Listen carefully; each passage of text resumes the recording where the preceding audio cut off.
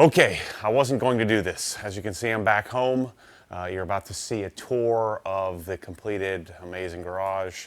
I'm not an amazing kind of guy. I'm more of a realist, but this freaking garage, holy crap. It turned out so well. It was just amazing. The start of the trip wasn't so great with sucky travel arrangements and all that stuff, but while I was there and we got started, I'm like, I'm never doing this again. But we're doing it again. December 15th to January 31st, we're going to do another garage giveaway, whatever it takes to get the garage done.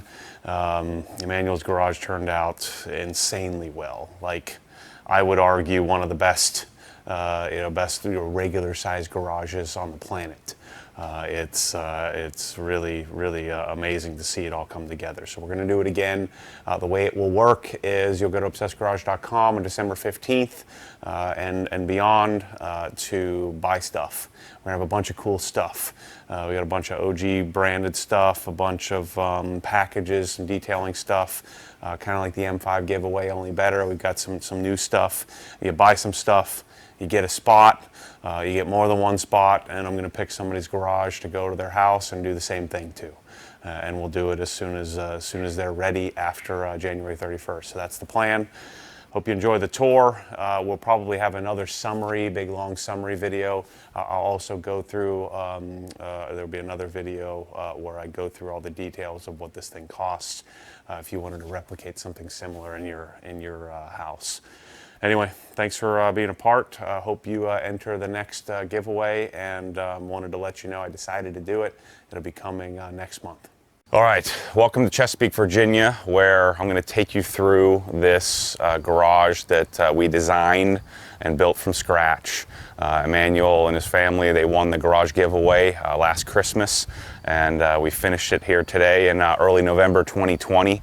This is a 3,000 square foot house in the state of Virginia. We've had some cold days and some warm days, but I want to take you through the setup and everything that we did from start to finish. I want to take you through the floor, the flooring, the lights, the cabinets, the tools, every part and piece that we put into this place, including the outlets that we put in on the walls. But we're going to take you through this and take you through each step of the process to get through this result of the last 40 years of curating stuff that I think is pretty complete for what is, I think, probably one of the best, if not the best, two-car garage in the world. So let's go check it out. First thing we chose is flooring. Flooring is one of those, for whatever reason, really polarizing topics. This is Swisstrax Flooring. The reason why I use this flooring in a garage is it's 3/4 of an inch thick, so dirt disappears. It's sort of counterintuitive. It's counter to what you would think.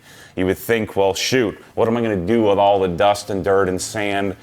He has really fine, like golf course grass. When cut, when we came here, it didn't have floors down. All that little fine grass would blow all the way to the back of the garage. The magic of having 3/4 inch thick interlocking plastic tiles is that all that stuff just sits underneath the floor, and you could choose to vacuum it whenever you want. And all you would do is just take a shop vac and suck it out, or take your leaf blower and blow it out.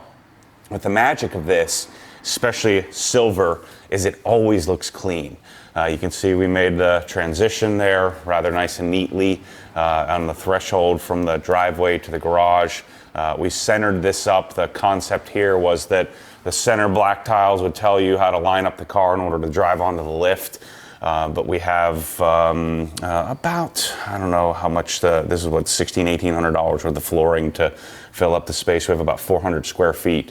The garage is 21.5 feet deep, 21 feet wide, and the colors we chose were pearl silver and then black to kind of match the theme. The next thing we had to choose was paint, and I'm pretty adamant about this. I'm telling you, you're not going to wash your walls, so give up that dream. The paint we're using in here is Sherwin-Williams flat, so stick with flat paint. The magic of flat paint is that when I mark it up, yes, it marks much quicker, much easier, but when I do mark the walls or touch the walls or get dirt on the walls, I can just take a paintbrush and touch it up and not have a difference in sheen. And so that's I think the beauty of flat paint. Plus, It helps with detailing, it helps with reflections. I just think it's a better way, it's a better look, it looks cleaner, and I'm telling you, no matter what the guy at the paint store says, you're not gonna freaking wash your walls. I've never seen anybody wash their walls in my life. So you're always gonna touch them up with a paintbrush. So Harbor Gray AC25 is the color code. It's a Benjamin Moore color. Sherwin-Williams and pretty much any paint supplier can match the color for you. But that's what's on all the walls, including the stem wall. One of the things that Mike and I were talking about, we kind of ran out of time to do some trim casings and crown molding, but we did paint the we did paint the stem wall and then the ceiling. And this was Emmanuel and Kyle's idea, which I was pretty adamantly against, but I think it turned out quite all right. So this is a tricorn black, which is a Sherwin-Williams color. We had 3 coats of what I didn't realize was Sherwin-Williams exterior paint, and we were getting a sheen. It was driving me crazy. The sheen, you could see the roller marks. And once I realized we were using exterior paint always has a little bit of extra sheen, even in flat. We went and bought 3 gallons of interior flat black, tricorn black, and we rolled it where Mike and I would roll a heavy coat, and then Kyle came and back rolled the whole thing, and we got a really pretty darn great result. I don't know that we could have done better even if we sprayed it. Obviously, using a professional sprayer would probably be the best way to do it. But I think it's a pretty neat idea. There's no real technical reason why we did black. It just freaking looks cool. You know, it makes the ceiling sort of disappear, if you will. In a perfect detailing world, you'd probably put black on the walls too, but we didn't want to shrink the room. And so there's no technical reason other than I just think it's awesome. Lighting, these are the OG fixtures. These are technically designed for a high bay warehouse. That's what these are for. We're using them in a 9-foot ceiling, 2-car garage. I suggest that you do 4 bulb fixtures when you're 10 feet or below. The 6 bulb fixtures just are a little bit more intense. And then you want to disperse as many fixtures as you can get as symmetrically as possible. And so you guys can't see it here, but we have 2 fixtures underneath the garage door, which are really important. When you close the door and the car's on the lift and you're detailing, the whole perimeter of the vehicle, front and back, is lit evenly, equally, and there isn't a lot of shadowing. The color temp is 5000 K. These are single-sided LED bulbs, rather efficient. Each fixture is about 0.7 of an amp, versus a T8 type fluorescent fixture would be probably 2.5 times that. But we're getting, I guess if you were to do a lighting calc, probably 115, 120 foot lamberts of light. Is it foot lamberts or foot candles? One or the other. A lot of foots, a lot of feet of light, let's call it that. So the lighting, pretty simple. We had a single fixture here. You can see our blank panel. And so Mike had to cut 1, 2, 3, 4, an entire strip, so you can't see it. Mike's a wizard with drywall, and so we had to cut. There's a room above this, many different locations in order to get wire to where it needed to be. The light's on a single switch here, which you'd come in. These are not dimmable, but you can see quite a bit difference. The camera's probably adjusting a bit, but quite a bit of a difference between having a single 3000 K fixture, yellow fixture, to 5000 Kelvin, very white light. So cabinets, I've been chasing cabinets for forever. And the problem with cabinets is that it gets extremely expensive. And these are about as expensive as it gets. These are Sonic MSS Plus. They're made in Taiwan. To be honest with you, I don't really care where they're made.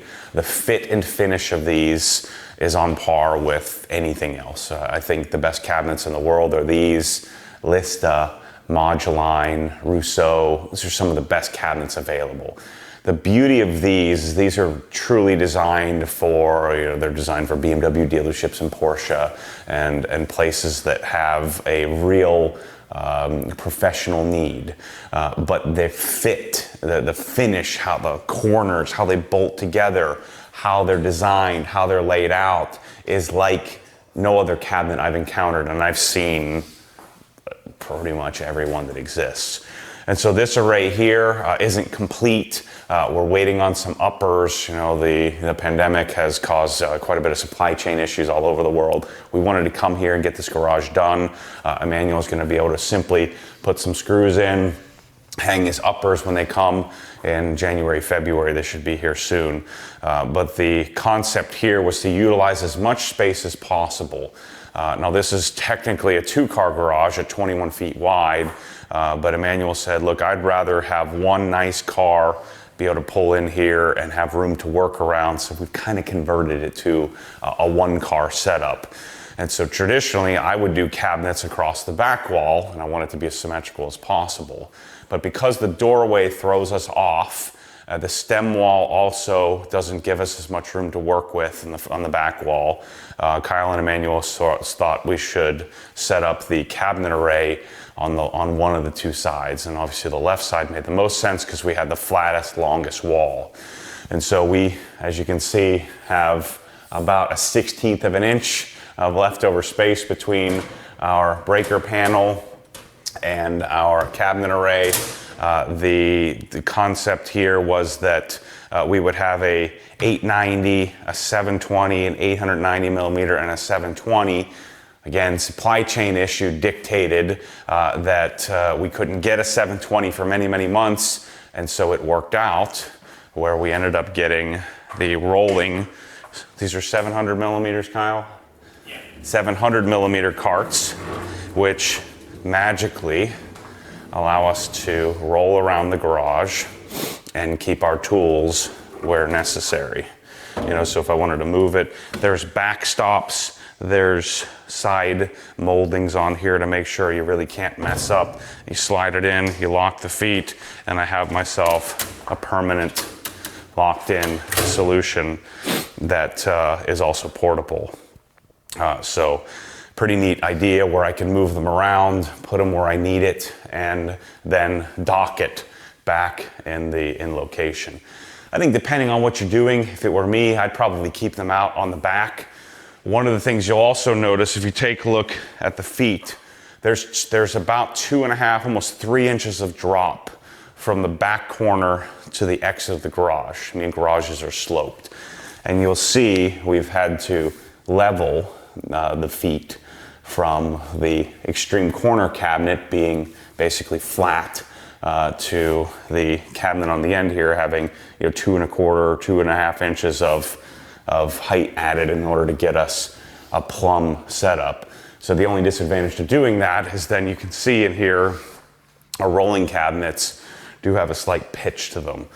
I don't think you'd notice that unless I told you, but just something to consider. So the other side of the room, Kyle came up with the idea that why couldn't we create like a little shrine to the pressure washer and put a sink and then have a cabinet set up for microfiber towels and some interior cleaners and stuff like that.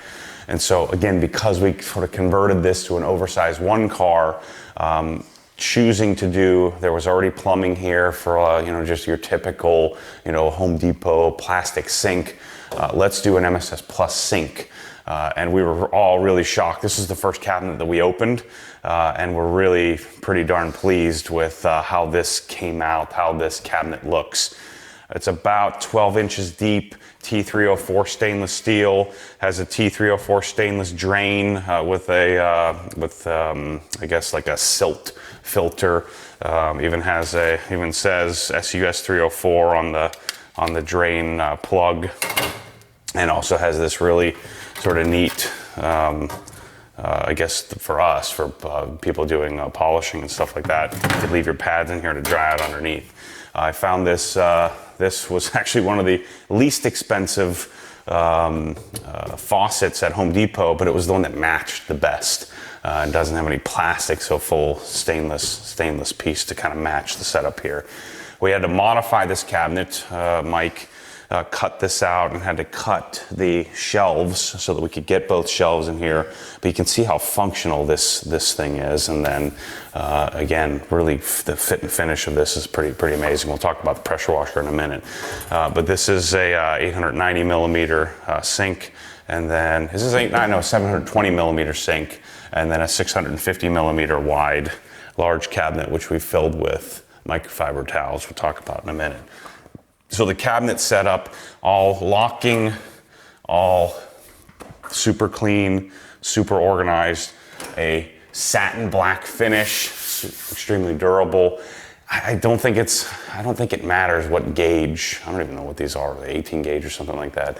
The gauge of the cabinet doesn't really matter. I know that's the only shopping point that people have, because it's hard to find garage cabinets, but I'm freaking telling you, these cabinets are, if they're not the best, they're pretty darn close. And I just think they look amazing. They only come in black. It's the only finish we can get here in the US, but man, pretty darn incredible set of cabinets to house our tools and our towels and all of our detailing stuff. So let's talk tools.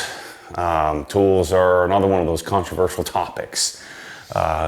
Sonic creates an ecosystem that just appeals to me like very few things do on this planet. You have fit and finish that's almost unparalleled. Their cabinets are extremely nice.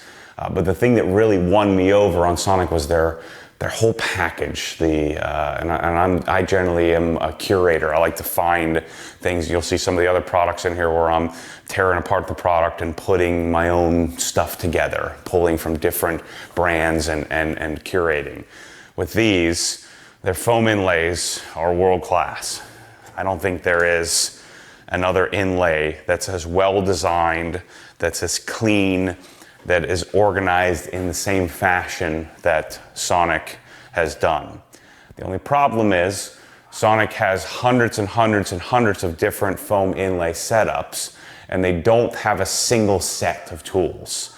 And so what we've done here at Obsessed Garage is I've sat down, I cut out the catalog of all the hundreds and hundreds of different foam inlays, and I laid them out on a table, and I figured out how can I get the most complete set of tools. This is 1,250 tools, 1,250. It costs about 15 grand to get one of pretty much everything they make. I believe they have about, if you include the 1-inch size tools, they have about 2,200 tools total, but this is a very, very complete set of tools that we outfitted in the various size cabinets in the Sonic array. We had to make some adjustments for my normal set, because of our rolling cabinets, but this is a darn near complete set. I'm going to take you through, I think we said we had 16 drawers full of tools. Wrenches, and you'll notice these are extra deep. These are 26 inches deep. This is a drawer, what they call a large drawer, instead of a large XD drawer like the one upper. More wrenches, some Allen keys. We have our pliers and cutters and Sonic version of vice grips. And then some of these deeper drawers, we don't put much in. One of my next steps is to figure out how to integrate some other organization solutions like Tool Grid. But these deep drawers are also extremely, extremely useful where you can fit tons of stuff. I'll show you some of the polishing cabinets stuff we put inside. These also allow us to do power bricks. We chose not to do that because when we do the uppers, each upper is going to have its own integrated power bar for powering. And then you'll notice these are what they call a medium-sized drawer, where you can put 3 of their small inlays to set up a complete drawer, or you can buy medium. Here's our impact tools. You can see it goes on darn near forever. Hammers and center punches, some more electric type screwdrivers. What do they call those things? VDO screwdrivers. So you don't kill yourself when you stick it in an outlet. Miscellaneous tool drawer. We have oil change kit, some right angle wrenches. And then we put our 3/4. You don't need to put a 3/4 in a deep drawer, but we had one extra set of tools that we needed to fit inside the deep drawer. These are my favorites. Screwdrivers, Torx, long handle Torx. We have 3/8 drive. Look at this, freaking sick. The new black version, the new 25 tooth version of the Sonic ratchets, which I love. Here's the old version of the old handle. 1/2-inch drive, including 80 to 400 Newton meter torque wrench. And then what we did was put some of our scan grip tools. The scan grip stuff is going to go in the uppers to plug things in and charge. We put our polishing stuff here, polishing pads, and then our polishers down here in the bottom. Nice, neat, and organized. And then the last cabinet, 1/4 inch. This is so freaking cool. SAE, 1/4, 3/8, and 1/2. SAE wrenches. T-handles. More T-handles. And then a bunch of like square drive, Torx, safety, all that kind of stuff. And then I think we have an empty, nope, we got our O-ring kit we had to buy, and some pry tools, and then a brake kit as well. So the other great thing about the setup of these cabinets, and it's going to be really fantastic when he has the powered setup, the cabinets have wire routing behind them. These wire pipes are what hold everything together. And so the wire pipes in the MSS Plus line are all hollowed out so that they're able to run, and they'll have all the cabinets have grommets. There are grommets in the back of these lowers, so you can put a power brick in there and not have to worry about wiring and routing. Like I mentioned earlier, each cabinet has a lock. You could master key if you wanted to, and then also set a light combination. I doubt we'll ever lock these. Here's our Milwaukee drawer with my bottled water to help me because I'm dying. I think we work too hard. I'm allergic to blue collar labor. I sent Emmanuel a pretty extensive array of Milwaukee tools, even though we weren't a Milwaukee dealer yet. I figured since he won the garage giveaway and it was only a 2-car, that we could do MSS Plus, and we could do Nussbaum, and we could do Milwaukee, since he didn't have some big 4-car garage that was going to cost me twice as much. But these are our blocks, our foam blocks for putting underneath the car to lift it up. And then, like I said, I don't know how much money I spent on all this Milwaukee stuff, but it wasn't cheap. A lot of really cool stuff. And then this cabinet here is massive. So this is a 965. We don't have anything in here, so that's a good sign. It's a good sign that he's gonna have a bunch of uppers, and so he'll have room to fit ego blowers, some gym equipment, whatever he needs.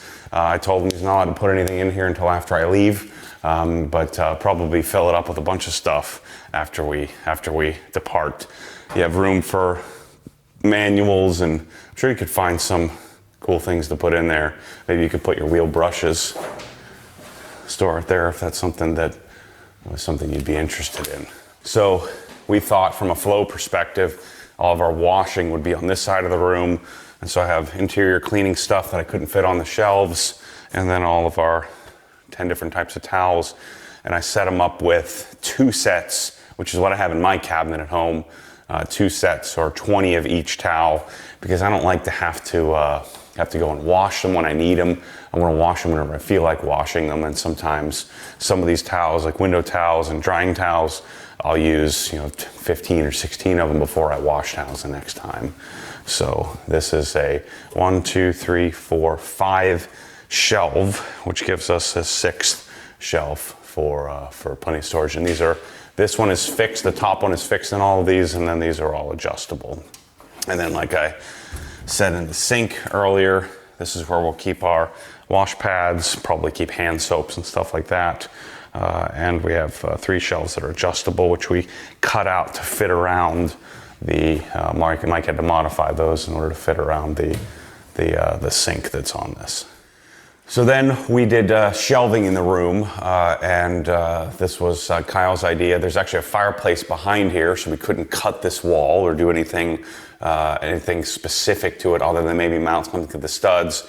But these are T304 stainless, 8-inch deep by 36-inch or 32-inch, 36-inch wide. With the idea that you could display all of your detailing supplies. One of the next evolutionary steps I'm hoping to accomplish is that I don't love having all these different bottles, but I do love having all these different curated products. These are all products that have been sort of a life's mission for me to figure out what is a good process for washing the car, Notice there's not one brand. There's a bunch of different brands for each part of the process. And so the reason we're curating that is that, I believe that there's maybe the company that makes glass cleaner, and there's a company that makes the best glass cleaner that may not make a good wheel cleaner. And so we're curating products from all over the world to create a process. And so we have wheels, interior, decon, polishing. It made sense to me to put our foam can in on our car shampoo, and then our drying aid on the shelf above the sink. Emmanuel can kind of play with that. But these are 10-inch deep shelves, 24-inch wide by 10-inch deep. And the concept here is that I would love to have matching bottles, so we're going to be hopefully accomplishing that in the next year, so that we can have matching bottles on our shelves, and we'll of course get convince Emmanuel to buy that stuff and set it up in his garage where everything can match. But for now, I think it looks pretty sweet, matching the stainless sink and stainless countertops. Then over here in the corner is the OG custom install pressure washing solution. Same type of shelf, matching. This is an 8-inch deep by 18-inch wide shelf, but same T304 stainless. Mike actually cut this wall, as he did most of the walls in this garage. Cut it, blocked it, ran an outlet, dedicated 20-amp circuit to the Krenzla, and then, of course, framed it up and mounted. One of the unique things about this is that rather than having to cut the wall and try to cut some of the main lines, you can see he routed our Prevost piping from underneath the sink here, put a 90 in, tapped into the cold water line of the sink in order to provide us with water. The other thing that's a little different than normal, rather than cutting in a hose bib here and dealing with all these water lines running, we set up our Obsessed Garage Ultimate hose, our bucket filler solution, tucked all the way in the corner. Our buckets fit nicely in there, and we have the option to switch. This is Kyle's design, or Kyle's idea, where you can do tap water, or you can route it through the CR and fill up your bucket with deionized water if you're doing something like a waterless wash or something like that. 100-foot hose. And then the Krenzla K1322, which is the OG spec version. The pressure washer does 2.1 gallons per minute at about 1,000 PSI. Rated at 1,300, but gives us about 1,000 PSI. And I think having it tucked in this little cave here really doesn't get much better than that. OG spec gun, wand, and then we got him the OG spec quick disconnect solution for his funnel, or for his foam cannon. And the only thing he doesn't have yet is we got to get him the funnel as well, which just came out. I also have a cap for shaking up the bottle.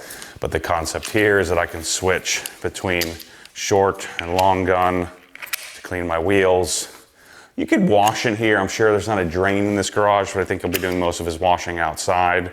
But 20-degree bent wand, and then holstered in the T304 stainless Mosmatic wand holder. Pretty sick. I think this doesn't get much better than that. Every time Mike and I do one of these, there's an upgrade, new stainless. The last one we did, we had a new stainless fitting, and then we had the blue hose. Now we've got black, and we also have gray hose reels that we stock regularly. I think the black concept, and then we tried the gray Prevost piping for the first time, which is technically used for, what is it for? Vacuum hose line, yeah, instead of air hose. So this is actually air piping that we're using for water, which works pretty well. So garage door is the same. We didn't modify this. The house came with a pretty nice insulated door. You can see the foam or styrofoam insulation. But one thing it did have is a pretty basic center mount garage door opener. And so one of the things we wanted to do, I called Mike. I said, hey Mike, can we do a jack shaft? Can you do that? He's like, heck yeah, I can do it. And I was like, well, sweet, let's get one of those as well. So this is a LiftMaster 8500. I think there's an 8500W as well, but that one has a red case. And so we chose the 8500 because it's black. I'm lying. We just bought the 8500 and it happened to be black, but it matches the rest of the theme of the garage. We had to run a new line, which I sat tediously tucked between the stem wall and the drywall with a little flathead.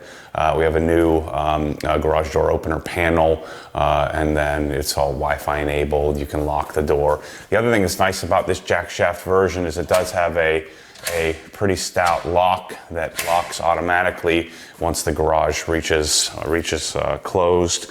And then we ran the new lines for Mike ran the new lines for the sensors. So this here, the advantage is, again, especially for the lift, it opens up the ceiling so that way we don't have the garage door opener in the way. So air compressor, I don't think that we had this back when we did the giveaway. Yeah, in fact, we had Jenny compressors only, which we still offer. The Jenny compressors are, I think, some of the best piston compressors on the planet. I discovered this actually this week. Last year at SEMA. We've debadged this. That's kind of the theme you'll see in here is all the badges are taken off that we could take off. But this is a roughly 13 CFM rotary screw compressor that can work in a consumer garage like this, a regular garage that isn't going to be using the compressed air all the time.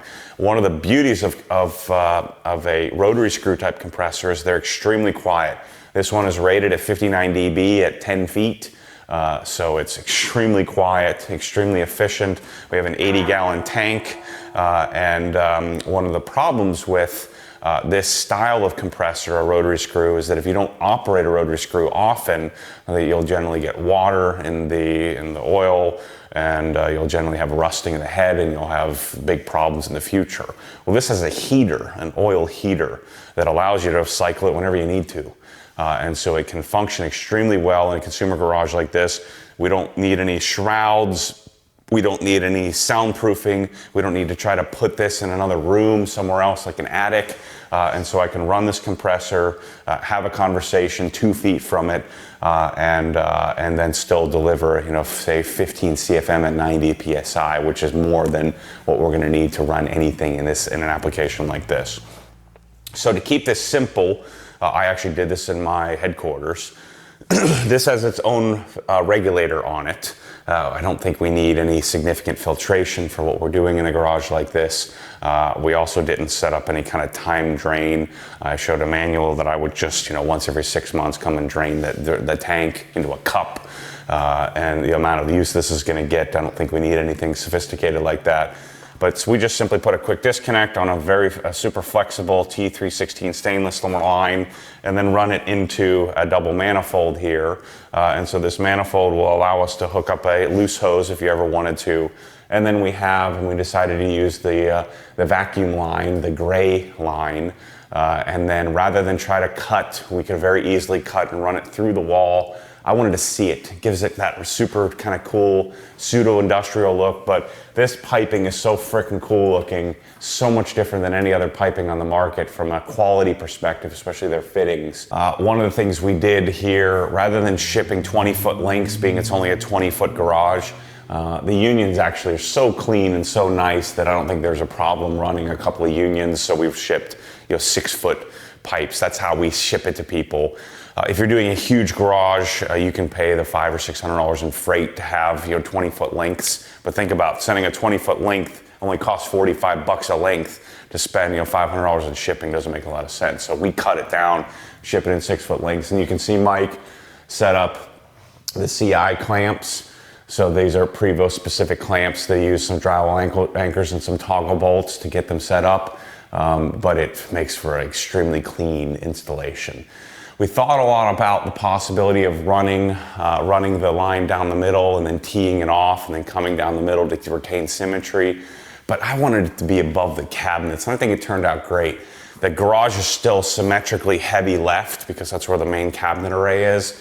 And so I was okay with terminating the pipe and then doing these little whip hoses that go into our Cox hose reels. A couple of things that are important to note about these. Again, this is OG black. I special order these, and we stock these in this very specific color. Normally they only come in blue. We've debadged them. But these are what are called easy coil. And so the way that we set these up, the way the springs are designed is so that the hose doesn't whip across the room. It's extremely I guess you could say ergonomic, easy to manage, so that way normally a hose reel, when you let go, or a power cord reel, it would whip across the room and you'd have to manage it, where these are clearly much more user-friendly. Costs a lot more to do that, but it's a much better system. And then our air reels, which are going to be hot all the time, we'll leave air to them coming at all times.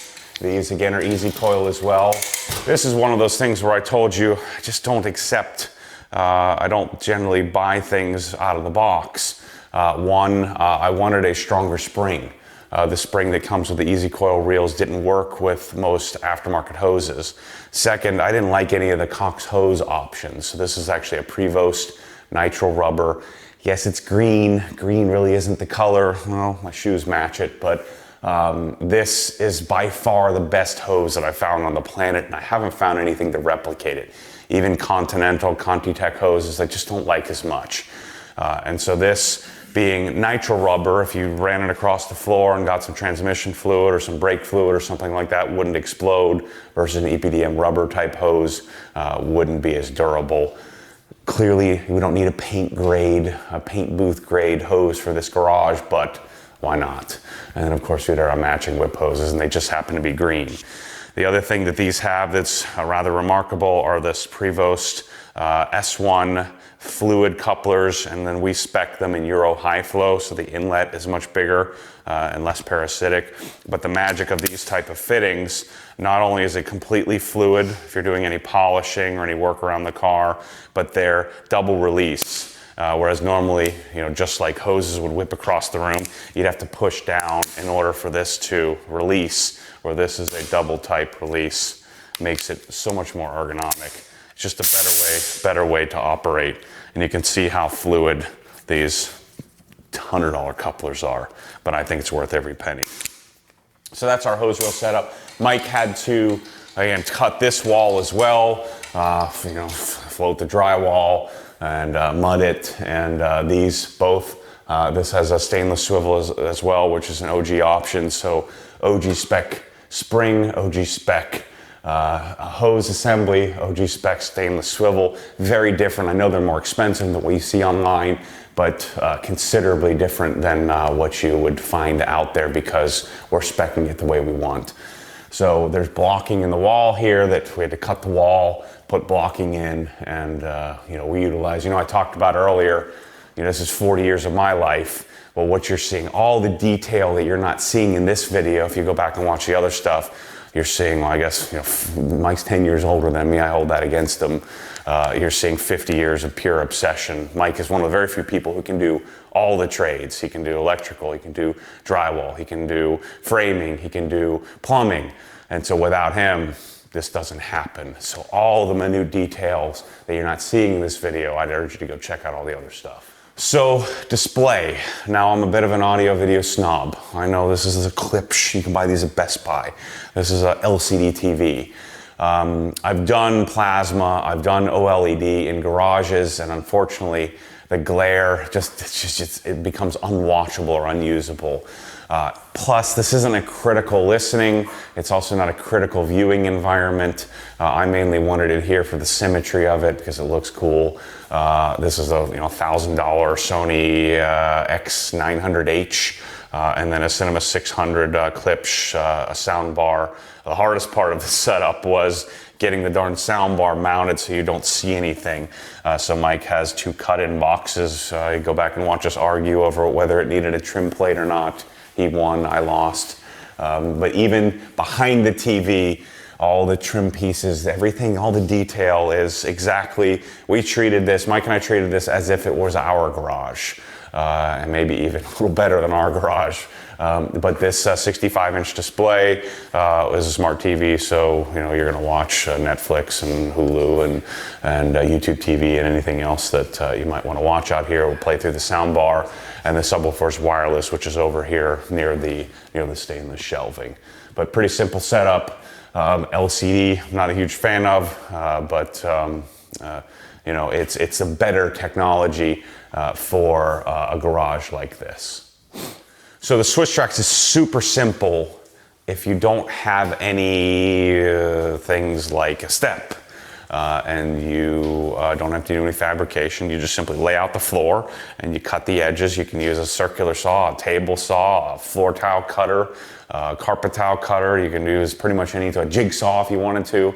But when you have something like a step, and you don't want to just leave, this had just a regular old piece of pine that even if painted was going to get dirty often.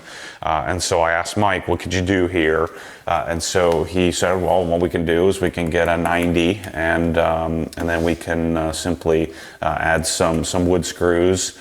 And so what he did is he spaced out using some plywood to give us a flat sort of flush 90, because the threshold, or I'm sorry, the tread was poking out. And so you can see here, we decided to just paint the backsplash here and just probably have Emmanuel touch that up once a year or so. But I think this turned out really great, to where we have nice smooth transition with the Swisstrax. Again, you will not see any dirt in here, ever, no matter how dirty it is.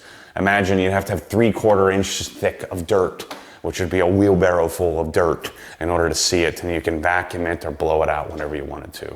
But I thought I'd mention that because I thought that was pretty cool. So the lift, this is my very first, but in 2016, first time I went to SEMA, I wanted to find a lift, and I walked on this booth and I found this company I immediately fell in love with. It's a company called Nussbaum, and they're out of Germany. They now have a production facility in North Carolina. And when we decided to do this garage, I knew this would be the first version of lift that we did, or this lift that we did. We knew we were limited with 9-foot ceilings. I knew I wanted a scissor lift. I knew that we wouldn't be able to cut the floor. It's just not practical for this application.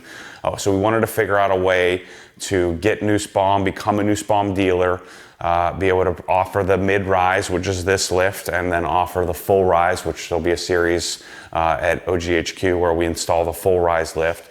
This one goes up to 40 inches tall. We have our control box here. Now remember, we had to get hydraulic lines over here. And so if you go back and watch the series, how we kind of think through how to do this, we actually have those one last piece that's coming tomorrow morning. Mike and I are taking a flight out tomorrow, not today, because we're waiting on a U channel. I'll show you that in a second. But the Nussbaum control unit's here. It's a 240 volt. So we put a 20 amp 240 volt connection. And then we got lucky in that the stainless matches all the other stainless. We got smart in that we had them custom paint and custom make ramps, which will also be available through MSS Garage. But we wanted approach ramps so you could put lowered cars on this. But this lift, hydraulic, takes about 20 seconds to reach full height. Has galvanized tread wear on the top, which I think kind of fits the theme. And we can have it custom painted in any color you want. This one costs about $4,000 and holds 7,000 pounds. You also have the ability to extend the ramps out for cars like a BMW M5 or like the X5 that Emmanuel has. And then, of course, the approach ramps are designed for lowered cars, for M3s and 911s and Vipers and any car that's lowered. So that way you can get a block under the pinch welds or under the jack point and be able to get the car comfortably on the lift. The other nice thing about the way that this is set up for this location, 98% of the time is just going to be parking on this. And so having the ramps makes the transition much smoother. Cutting the foundation of the house or cutting the concrete is obviously preferred, and we have templates to do that. But this lift is not really designed for that. This is designed to be a semi-portable lift. This is called the Sprinter 7. And once again, it normally comes in blue, but we painted it custom black and left the galvanized treads. We can paint these whatever color you want as well. But I think this turned out extremely well. It's about twice the cost of a lot of the Chinese-made lifts, but this is a German-built, German-engineered, sort of engineering marvel. It's really pretty incredible in comparison to some of the other quality products you see out there. So that's a wrap. 6 days of average of 12-hour days for 5 of us, thanks to Mike, Bryce, and Kyle. We all put in time, thanks to Emmanuel for buying stuff in our store. That's how he won this garage. I bought some stuff, and we'll probably do another one of these garage giveaways here soon. I'm talking Bryce into letting me do this on December 15th on doing another giveaway, where basically what happens is we sell some merchandise, some cool stuff in the Obsessed Garage store at obsessedgarage.com, and hope that people buy it in order to help me finance projects like this. But I don't know, you tell me in the comments. I think this turned out pretty gosh darn awesome, and I'm really proud of it. Like I said, this is a lot of blood, sweat, tears, thought, and hopes and dreams all in one spot, and I hope they enjoy this. It's really pretty darn cool. So anyway, thanks for your support. Thanks for watching. Make sure to check out the other parts of the series. If you're just watching this, we have hours and hours of footage, 6 different episodes, and I'll probably do a 7th or 8th episode, I guess you could call it, going through all the costs of what this would cost if you're going to do something like this. But I think we can say that if not the best, certainly one of the best 2-car normal, this is a 3,000 square foot home in Chesapeake, Virginia, one of the nicest, best built, most attention to detail 2-car garages on the planet. So thanks for watching. As always, stay tuned for more crazy. This is the start of, I think, many garages that we're going to get into in the future. As we find more products, we'll be sure to make sure you know about them. And when we're doing these giveaways, I hope you continue to participate. Thanks for watching. Catch you soon.